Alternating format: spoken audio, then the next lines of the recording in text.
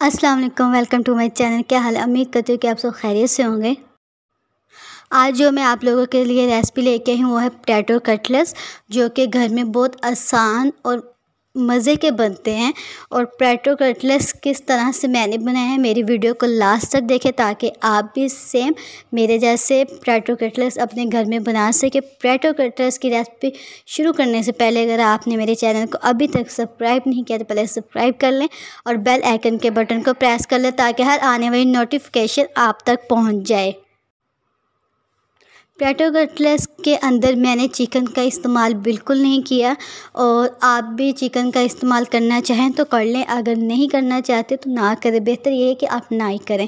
और किन किन अज़्ज़ा का मैंने इस्तेमाल किया है, सबसे पहले मैंने आधा किलो आलू लिया जिसको मैंने उबाल के उसको मैश कर लिया है अच्छे से।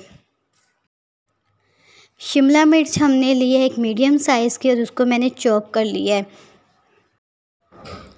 1 कप के करीब हमने बंद गोभी ली है और उसको कट कर लिया, लंबाई में नहीं कट करना। ब्रेड क्रम्स हमने 2 कप के करीब लेने हैं।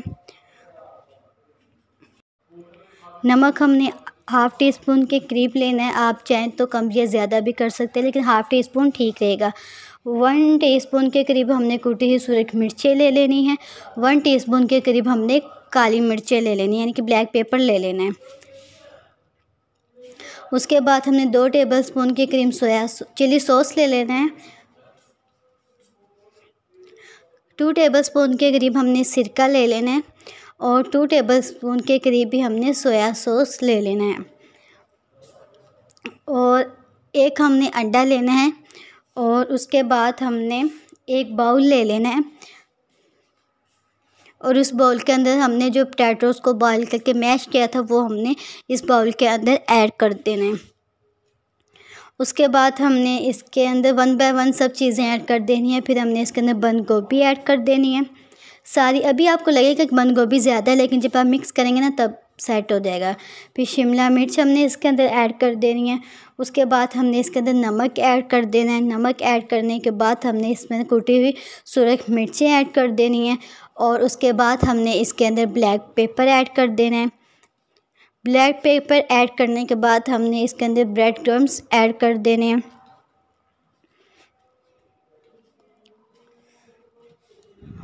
ब्रेड क्रम्स ऐड करने के बाद हमने इसके अंदर सोया सॉस ऐड कर देना है जो कि 2 टेबलस्पून के करीब है। और उसके बाद हमने इसके अंदर सिरका ऐड करना है, वो भी 2 टेबलस्पून के करीब ही है।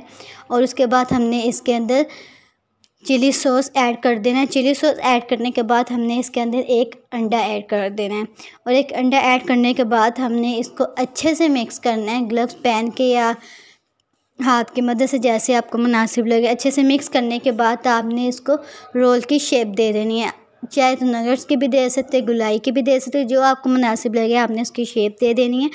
शेप देने के बाद आपने फिर इसको कम से कम 30 मिनट के लिए फ्रीज़र पे ठंडा होने के लिए रख देना है।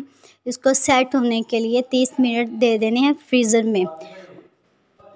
30 मिनट फ्रीज़र में रखने के बाद मैंने उसके ऊपर एग लगाया। एग लगाने के बाद मैंने ब्रेड क्रम्स लगाए और उसको हमने जब फ्राई करना है ना तो हमने फ्राई पैन कढ़ाई पे इतना घी रखना है कि वो हाफ़ डिप हो, यानी कि इतना ऑयल ना हो कि वो सारी ही अंदर डिप हो, हाफ़ डिप हो। और उसके बाद हमने पहले 3 मिनट एक साइड को पकाना है और 3 मिनट हमने एक साइड पे पकाना है।